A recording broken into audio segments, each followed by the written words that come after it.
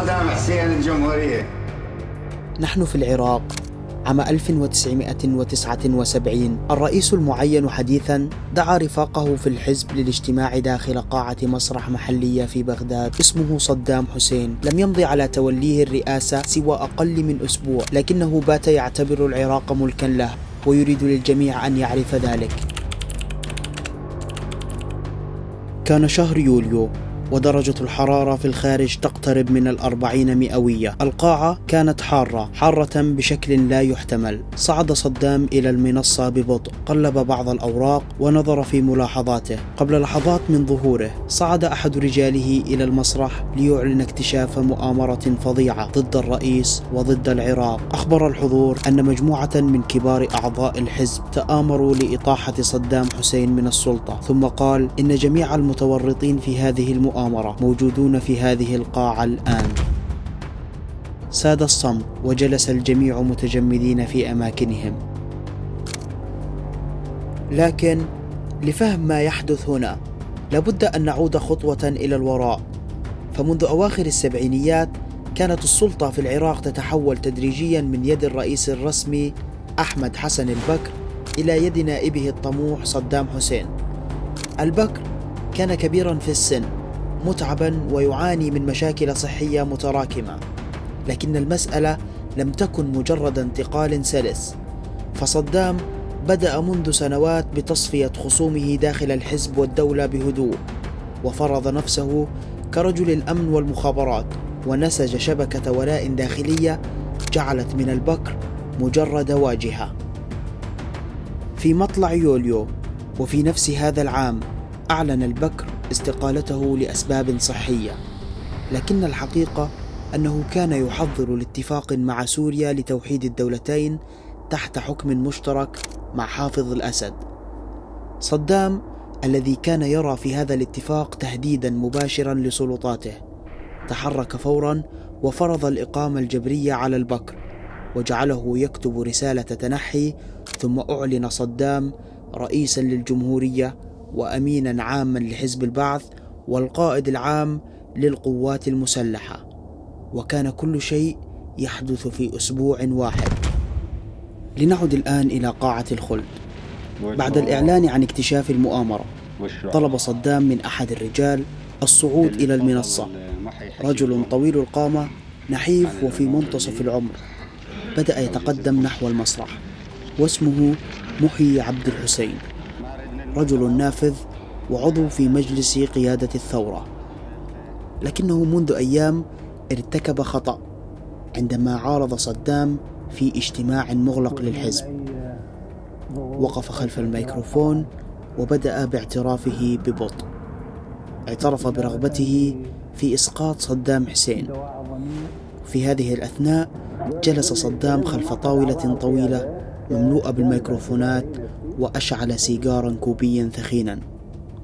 قال محي: أنا من يقف وراء هذه المؤامرة، أنا من حاول إقناع الآخرين بالانضمام إلي. لكن كل ذلك كان كذبا، فبحسب المنفيين السياسيين من حزب البعث قالوا أن ما حدث في الواقع هو أن محي قد تعرض لتعذيب وحشي، وقيل له بوضوح: إن لم يصعد إلى المنصة ويعترف فسوف تغتصب زوجته وابنته أمام عينيه. لم يكن لديه خيار سوى الاعتراف، فأطاع الأوامر لينقذ عائلته.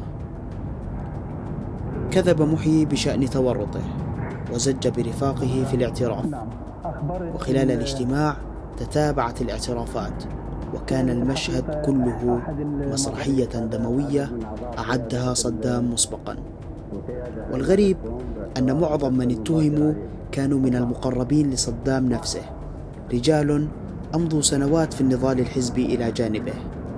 لكن صدام لم يكن يرى إلا شيئا واحدا: السلطة المطلقة بلا شركاء وبلا رفاق وبلا شهود. وعندما أنهى محي اعترافه عاد صدام للحديث من جديد. لم يكن مستعجلا، نفث دخان السيجار وسأل القاعة بصوت بارد: ما هو العقاب المناسب لهؤلاء الخونة؟ طبعا شلون نتصرف ويا الخونة بالنوايا؟ انتوا تعرفون شنو اجراءنا ويا هيك اخوانا. لا شيء غير السيف.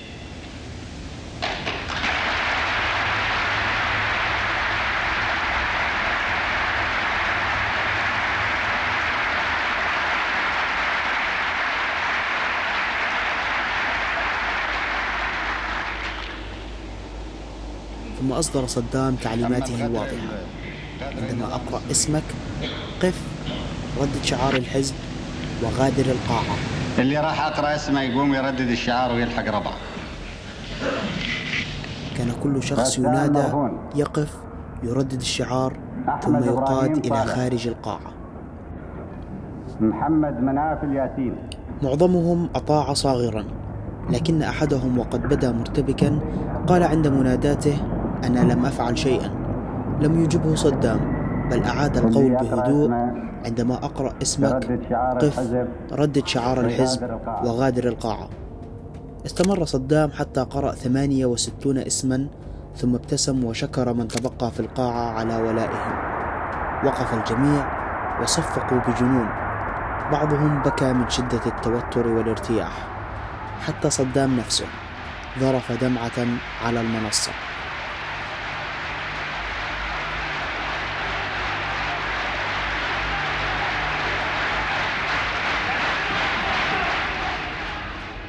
أما أولئك الذين نوديت أسماؤهم فقد حشروا في شاحنات واقتيدوا إلى السجن.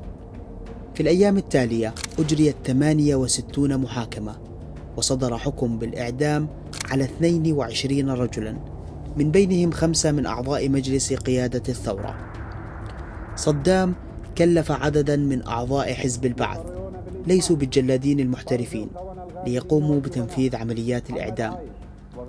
جمع الجلادون في مبنى يعتقد أنه المكان الذي جرت فيه اجتماعات المؤامرة، ثم خرج المحكومون إلى الفناء وركعوا على الأرض وأعصبت أعينهم.